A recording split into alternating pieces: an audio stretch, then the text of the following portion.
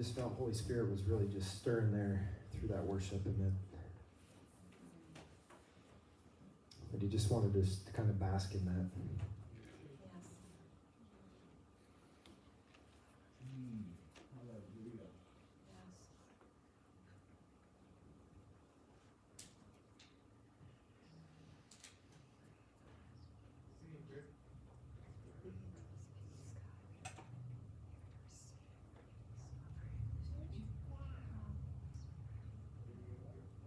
I know that presence can kind of feel different for everyone, but I feel like some of you just need to almost feel like a warm embrace from him this morning. And that Papa loves you.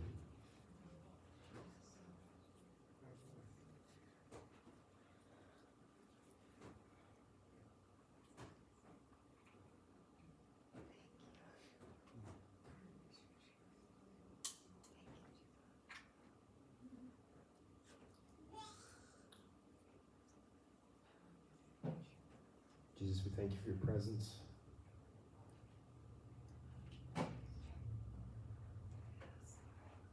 Father, we thank you that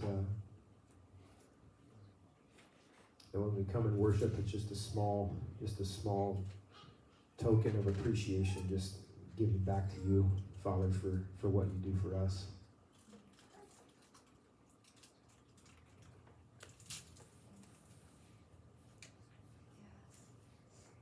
Just let us continue to feel your presence this morning, God, and just fill us up with what we need.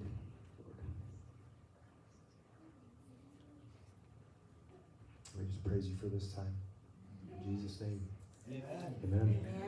Amen.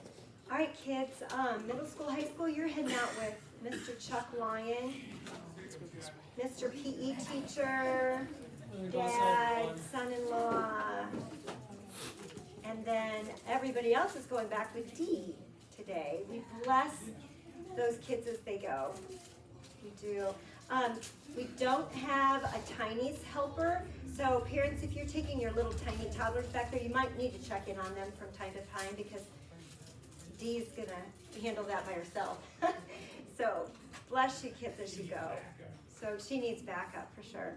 Hey, I just want to remind you that Good Friday is coming up this coming Friday, April 18th. We're having our service here, which is really not a service, it's more of a time of reflection. It's from 5:30 to 6:30. We invite you to come anytime between that 5:30 and 6:30 time slot p.m. And it's just for you to come in quietly. We're going to have worship going on. There will be scripture read. Communion will be available. But there's not going to be a message. It's just for you to come and reflect on the beautiful sacrifice of Jesus' love on the cross. So if you can stay 5 minutes, great. If you stay the whole time, great. We are not saying, well, that Pam, she only stayed 5 minutes. So it's just your time. And we did this last year, and we even had some folks that don't attend with us, but they wanted to honor Jesus, and they love Jesus, and so they were here with us. So, yeah. I do want to pause for just a moment before I share with you this morning, and we'd like to pray for Chris Burkell. Some of you may not know her. She's been a part of our Haven family for a while and is recovering from a stroke and a brain aneurysm. And the insurance seems to be getting in the way of her recovery and where she needs to go. And her recovery has been very slow and sometimes discouraging. So would you just pause with me? We're just going to, you know what, in here, look at me for just a minute though. I thought of something. Why do we pray? Well, for me, it's taking the hand of Papa, a father. Dan called him Papa, and he's our good dad. But it's taking his hand, and he's saying, come on, we're going to bust down the gates of hell. We're going to break through. And so that's why we pray. And we have prayed for so many of you in this room. And I was thinking back at Dan and Carrie, who had like miscarriages and didn't think they could have children. We prayed over them, and now they have 3. And Jeff and his knees, and Richard, we prayed for him. And then we have breast cancer survivors that we have prayed for in this room, and so many others. So we pray because we get the power going with us into bringing the kingdom of God from heaven to earth on people. So that's why we pray, okay? So Holy Spirit, we are taking your hand this morning, and we are pushing down any barriers that are going to keep Chris from healing. And we don't understand healing. It's a mystery to us. But we are agreeing with you that you want her whole and healthy, and you want the insurance not to be the deciding factor of that. And so we are trusting you today, Jesus. Amen. Father, Holy Spirit, you are the divine family that is all good. Yes. So thank you for hearing us today. In Jesus' name. Amen. Amen. All right. So I'm going to start with a story that happened several years ago. Kaz and I purchased a beautiful black Buick Regal. And it was the nicest car we'd ever owned. It was used. We've never been able to afford a new car. But it had so many gadgets, and it was beautiful, and it was all shined up because that's what Kaz does to cars. And we were heading, it was my first ride in the car. We did a test drive, but it wasn't a very long one. So this was my first longer ride. We were headed over to Ankeny to see our oldest son. And we got out on the interstate, and I go, wow, this car has a lot of gadgets. He goes, I know. And somewhere on the car, there's a place, some of you have heard this, so bear with me. There's a place to plug in your iPod. Do they have iPods anymore? Micah has one. Okay, so I wasn't sure, because now we have our phones, which kind of took the place. But anyway, I had an iPod. He goes, and you can plug your iPod in. I go, oh, that's so cool. So we're driving down the interstate 70 miles an hour, and I'm looking around at everything. And right there by my seat was a lever, and just a little tiny lever that had a P on it. And I thought, this must be for the iPod. So I pulled it up. We're going 70 miles an hour, and we come to a dead stop. And then I freak out. Well, I freak out. You should see Kaz. I let go of the lever, and we start to resume again. And he's yelling at me, why did you do that? And I told him there was a P on it, and I thought it was for the iPod. And he screams back at me, and he says, iPod starts with an I. Parking brake starts with a P. So, I know. It was, like my heart beats right now telling the story. And I think we were in trauma mode all day. I mean, it was crazy. Thank God no one was behind us, because it would have been a terrible collision. I tell you that, not just so that you know I'm a little blonde at times, but I tell you that because I had this limited understanding of this car, of the car's design, okay? I was limited. It was like the dimmer switch was down. I didn't quite understand everything about that car. And I tell you that because the same has been true for my life as a follower of Jesus. Like, I have not understood everything all the time. And some of you are going, yeah, we know that, Jane. But it is true of you, too. See, I have realized that for the past 50 years, Chris, Sue and I, we say this a lot, I know less now than I've ever known. And it's kind of true. Like, we start to wake up to it that we don't understand it all. And here's the really sweet thing, though, is Jesus promised Holy Spirit that lives in followers of Jesus to guide us into all truth, right? So when I was 15, I said yes to Jesus at a Billy Graham crusade. Billy Graham wasn't there. It was in Cedar Falls, and a representative was there. And I was drawn. You know, it says that that Father will draw all men to himself. And so he drew me there. There's a little bit of a backstory there that I'm not going to go into. But I said yes to Jesus. I read a little prayer on a card. And then I was told to do some very helpful things. Well, you don't tell somebody that is driven to do helpful things. Because what happens is, for those of us that are very driven, and maybe a lot of us, we strive and we work really hard. And that's kind of in my personality to do that. And so I worked really, really hard to be a good Christian. And I'm sure if you could ask my classmates, I annoyed the heck out of them. And yes, I did say heck, and not what Cass said last week. Okay?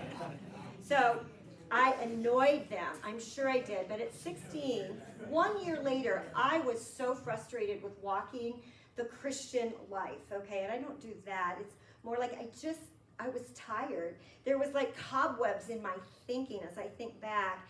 And even some of what I was instructed to do, although with great intentions, it didn't land on me the way it needed to. And I'm seeing that it's probably my fault. It wasn't the car's fault that lever was there, although they were stupid to put it right by the passenger side. I mean, duh. But what I'm saying is there's cobwebs, especially if there's cobwebs in our thinking. So at 16, I was so frustrated, and I went into my parents' rooms late at night. They were sleeping. I woke them up, and I shared with them, like, I don't get this walking with Jesus stuff. I'm not having any fun at it. I'm tired. Well, they ended up laying hands on me, and they prayed over me. My dad was actually a new follower of Jesus. He was actually like 2 months in, but he and my mom laid hands on me. Oh, if you can lay your hands on your kids, will you do that? Oh, this is 50 years later, and I am reaping the benefits of that little tiny thing that my parents did. It was like 30 seconds they prayed over me, and it lasted me a lifetime. But when they laid hands on me and they prayed for me, I was awakened to more of the beautiful person of Holy Spirit that dwelled inside of me, and that I began to understand He gave me the power to live the Christian life. And so it was like this dimmer switch got lifted, and I had a better understanding. And 2 Corinthians is on the screen. Paul writes here, we are being transformed or changed into His very image as we move from one brighter level of glory to another. And this glorious transformation comes from the Lord, who is the Spirit. So we are being changed from one. I thought of that dimmer switch that you guys lift up. It's, it's little dim, get little light, a little bit more light. It's kind of like that. My walk with Jesus, I don't know what your relationship with Jesus has been. It's all very personal, but this has been my walk. I'm just sharing my heart with you this morning. This is what life has been like for me, in hopes that you aren't going to make your bed in shame. That needs to go to hell. Oh, amen. All right? Yes. And that's why I'm sharing this, because we can be so hard on ourselves about what the Christian life should look like. It's not a magic wand. We are not made into the perfection. Boom, I said, yes, I read a prayer, I'm done. No. It's a lifelong, ongoing journey with the person of Jesus Christ. Amen. Oh, my goodness. Oh, my goodness. What my role was, what I had to do is I had to begin to release my stubbornness, my pride, my fear. I had to begin to walk away from that kind of thinking. It's kind of like if you keep the lights dim in your home, you won't see the cobwebs. Is that not true? Right? So sometimes that's a good thing. But it's kind of like that. In my last, and this is going to sound very strange because I've been a follower of Jesus for 50 years, but in the last 5 or 6 years, Holy Spirit has been revealing some cobwebs to me. I think He was revealing all those other years, those 45 years. But I've just begun to reflect on it more. In the last 5 or 6 years, He has been revealing some cobwebs in my thinking and in some of my spiritual instruction that I had and the way I received it. In no way do I want to put anyone down with what they shared with me in my early years of Christianity. But the way I received it, it got twisted, okay? So I'm going to share with you 2 places in regards to those cobwebs and in regard to why Jesus died, basic, right? And what happened to me when He did. So just those 2 things I'm going to share with you, and this is my heart to you. And I'm hoping, I know we prayed in group and Dan prayed that Holy Spirit would just do the work in us. Like He knows exactly what you need today. So allow that to happen. I was taught, my understanding of why did you have to die, Jesus, because I asked Him that question just not too long ago. Isn't that a basic thing? When we say yes to Jesus, that's what we're told, right?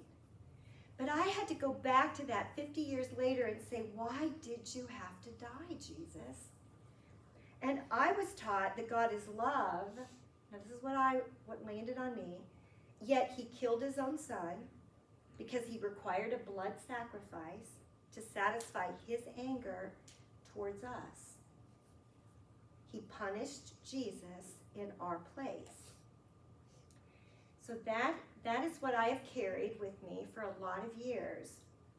And I heard things like, God really can't look at you, but he'll look at Jesus in you. I heard things like that. And they didn't line up with what Jesus revealed about who Father was and who Father is. It'd be like if Cass said to me, well, Jane, when I look at you, I see Barb. Really? No, I'm serious. Now you think about that. When God, I don't know, there's no Barbs in here, right? Okay. I was trying to figure out what name I could use. Listen, I don't care if you said yes to Jesus or if you have not yet said yes to Jesus. He looks at you. He sees you. It said, for God loved the whole world that he gave his son for you. That is a messed up notion. Anyway, it was for me. Oh my, that really messed. So listen, I was taught scripture from Romans where Paul called himself, "Oh wretched man that I am." It is in there. But that was his view of himself before he knew Jesus. He's sharing with you that he was wretched because then he goes on and says, but thanks be to God, for he has saved me from the power of sin through Jesus, the Anointed One. You see, we can have human views, and we project them onto God and say, well, that's how God thinks. And I'm going to tell you right now, that is not always how God thinks. Why did Jesus have to die? Because we were wretched. My granddaughters, I stayed the week with them last week in Ankeny, and they're all teenagers but one. There's 4 of them. And a couple of us were listening to Forrest Frank's remake of Amazing Grace, which we all love, don't we? We all love Amazing Grace. And it says, he saved a wretch like me. And one of my little granddaughters said, what does wretch mean? Do you notice how often we sing songs and there's words in them we don't understand them? Right? Okay, so we need to look deeper into it. And I said, okay, well, a wretch, we Googled it. There are a lot of different meanings. But gross, ugly, horrible, despicable. And then one of my granddaughters, the other one, said, yeah, but my dad told me that the scripture says that we are fearfully and wonderfully made. And we're made in the image of God. Yes, right? And I'm like, uh-oh. Now I'm going to keep singing that song. I am. Because I kind of get it, like before Jesus. But Jesus didn't look at me as wretched. He didn't look at me when I was born as a baby and say, well, you are a horrible, ugly, despicable being. I was told I was born bad. I was born a sinner. We'll use that word. And I asked my little 3rd and 4th grader, when you were born bad? Well, no. I think it was mad. I said, no, I hadn't done anything wrong yet. No, but what I told them, you and I were born on a sinking ship that Adam put us on. And I think, Sue, you used the concentration camp, right? With the middle school. We were born in a concentration camp. That's different than saying you were born bad. We were born without any power over sin. That's how we were born, not wretched. When Adam and Eve sinned, they disconnected their life from God. And they also disconnected from their true self. So if we are living apart from saying yes to Jesus, you're living disconnected. And God, Jesus is saying, here, I have a gift for you. Open it. Live with that gift. It's like Millie, our 10-year-old, said to me, I don't want gifts for my birthday. You don't have to give me gifts. She was kind of in a low mood. She gets that way, doesn't she, Anna, sometimes? Yeah. And I go, what? No gift at your birthday? No, you don't. I don't need any. I have everything I need.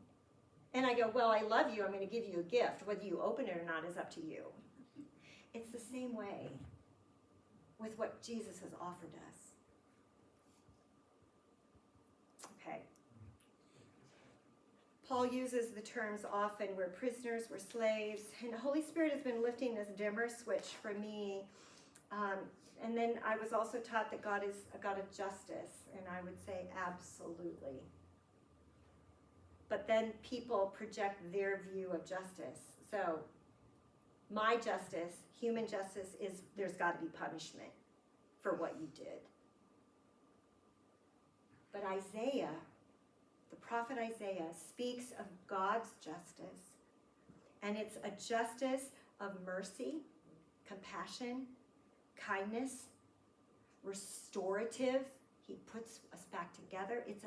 It's a justice of healing and forgiveness. Human justice is, I'm going to slap that person upside the head.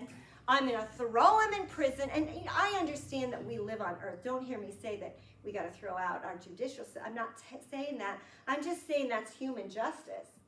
God the Father sees it totally different. God's justice is not payback, it's put back. He wants to put back into you the real life that he had designed for you. His intentions for you. Oh my goodness. I was for years thought that God needed Jesus to die on the cross to satisfy his anger or so that he could forgive me. So then God punished Jesus instead of me. The truth is, God didn't need Jesus to go to the cross. We needed him to. We needed Jesus to die on the cross to take care of the power of sin so that we could then rise with him and live in freedom. Amen. Oh, it's such good news. Amen. The good news for me for 40 years or 45 wasn't always that good. And now the dimmer switch is going up and I'm going, oh my goodness, it's good. Oh, it's so good. Jesus died to give us off that stinking, sinking ship. He died to get us out of prison. Jesus didn't die to change God's mind about us. He died to change our mind about God.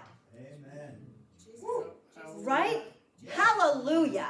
Jesus and God have the same mind. I'm getting to that. Thank you, Janine. The cross was for our benefit. It was for us, and we know that. It was to show us, this is the verse, Romans 5:8. Read it to your kids every day because they're getting it back there. That he died, that right there. The word demonstrated means he showed.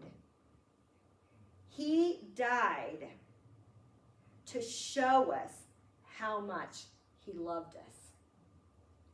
He died to show us the extent of Father's love and the length that God would go to bring us back to him. And the Father was with Jesus on that cross. He did not turn his back on Jesus because that could not have happened. Father was in God. God was in Christ. Christ was in God, and the Holy Spirit was there too on the cross. They endured this for us. Ugh. I've been sitting on this I'm going to sit on this all week. Second thing that the cobwebs are starting to clear out is this. What happened to me? What happened to me when Jesus died? Well, I don't remember the nails. It was 2,000 years ago. But we can believe this, that in the spiritual realm, something incredible happened on the cross. To every person that was born before the cross and every person born after the cross, here it is, Romans 6:8. We died with Christ. Colossians 2:20, you died with Christ. Colossians 3:3, for you died. Who died? You died. I died. How'd this happen? I don't know. But I'm going to take God's word for it. That's called faith. I will not enjoy the benefits of what was brought to me from the cross unless I believe it. It's all about believing. Romans 1:17 says we believe it. And we're saved. We believe it. We don't have to jump through hoops. Our yes can be very simple. Jesus, you're drawing me to yourself. You love me. I say yes. See, listen. It's so good. If God said his eternal yes to us, shouldn't we say yes to him? Amen. Yes. Yes, we say yes. It's not rocket science. 2 Corinthians 5:14 says this. Since we believe that Christ died for all, we also believe that we have all died. Amen. To what? To our old life. We're dead to that. We're dead to that, and we are growing. It is a process. It's a journey of growing, living out of the corpse of that dead man and becoming that new creature that God has given. In Christ, we are brand new. At the cross, your old self was crucified. You died. So why are you making your bed in shame and sin and guilt and fear? Why do we do that? Because we hear certain things in our minds. We still sin because our software needs updated. Right here, over and over and over again, we need to push the update button. And it's ongoing till the day I die. The dimmer switch has to keep coming up. I have not arrived, and neither have you. We have, though, been crucified with Christ, right? We have been crucified with Christ. I don't know if I have that up there. 2 Corinthians 5. You hear it all the time. But what does that mean? It means our old man's dead. Dead means dead. And if you want to drag around, and if I want to drag around a dead horse, toxic, smelling, stinking, God's not going to get in the way of that. He just keeps offering you the gift of himself. There are songs and sermons that talk about, you got to die to self. I was sharing this with someone. You got to die to self. You got to die to... Do you know that's not even in Scripture? Guess why? We're already dead. It's done. It's finished. It's done. We have those on the signs out there. What happened to us? We died. Now, Jesus did say to the people that weren't followers, he said, deny yourself. Take up your cross and follow me. Yeah, deny yourself. Give up your stubbornness. Give up your, whatever's keeping you. Jesus, come on. Pick up your cross because then your old man can die. Because that's where I'm headed. When Jesus died, so did the power of sin that once controlled us. It's finished. The dimmer switch needs to come up. We are no longer slaves to sin. And now we can deal with our bad habits from a place of freedom, not bondage. We deal with them differently because we deal with them with Holy Spirit inside of us. And every time I make a mistake or I do something that I live disconnected to the Father, or I don't know my true self, or however that, I can just go, Jesus, I am really free. Help me live free. Mm-hmm. You know that people in the concentration camps, there were some that were freed before they ever knew they were free. And they stayed in those concentration camps longer than they should have. And I think some of us can do that. Instead of trying to die every day, we know what Romans 6:11, Paul says, consider yourself dead to sin and alive in Christ Jesus. It's that relationship. 2 Timothy 2:11 says this, but when you know that you died with Christ, you will be empowered to live with him here and now. Amen. Oh, that's so good. You don't have to wait to be empowered to live for Jesus. And I'm going to tell you, for me, it hasn't been going out on the street corners and making sure I'm praying for enough people and all of this. It used to be that. I wore myself out with that. I'm not saying that you can't do that. I'm just saying my daily life is just Jesus in me and I am in him, and we go into our day together. He gives me little like nudges this way, and he speaks certain words to me that I know are life-giving, and so then I'm like, oh, I'm going to go that way. I'm going to think that way. I'm going to do that. You know, and it's just this constant movement of Holy Spirit in us. So, let me close off here. There are two things I hope I never forget. One, that P stands for parking brake. And two, I hope I never forget that I have already died with Christ and that I get to live in the freedom of his extravagant love for me. Worship team, come on back up if you would.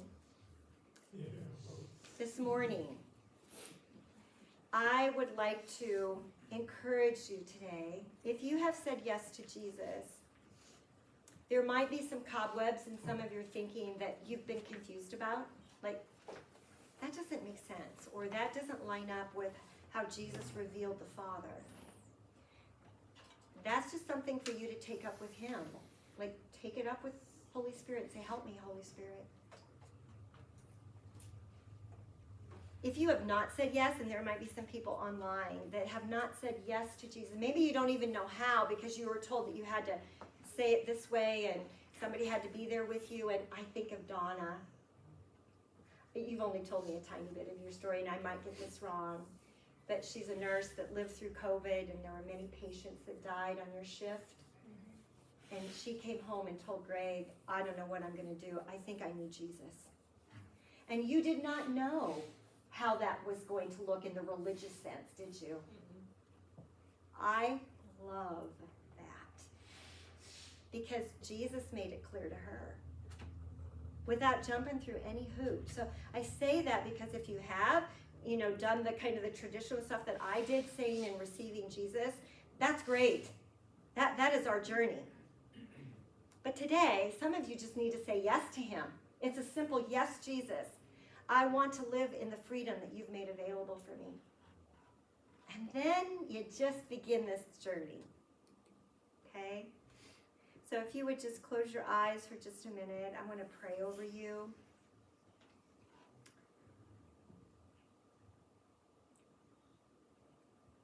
First Corinthians says, for as in Adam all die, even so in Christ all shall be made alive. I thank you, Holy Spirit, that you want us living in freedom. So you're the only one that knows each person here.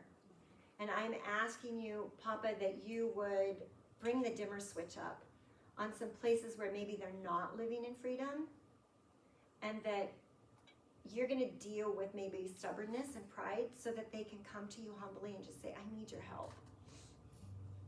And I'm going to believe. I'm just simply going to believe you, which is really trusting. We trust you today, God. I love, Jesus, that it's already done. And we just get to open the gift and enjoy that gift. Thank you. There's communion available for you at any time when we're doing our last song.